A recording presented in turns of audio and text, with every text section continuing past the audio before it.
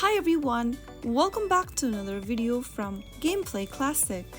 In today's episode, we will be learning how to change language in Subway Surfer using your mobile device.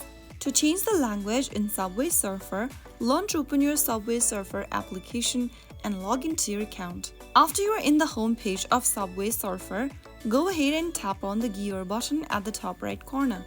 This will bring up the settings menu where you'll need to scroll down and tap on language. A list of language options will appear. Tap on the language of your choice that you want to change to and click on OK in the pop-up.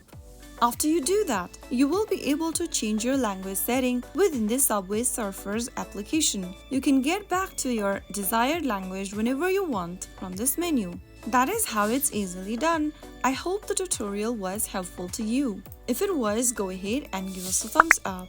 Don't forget to subscribe to the channel by hitting that subscribe button. Press on the bell icon so that you'll never miss another upcoming upload from us.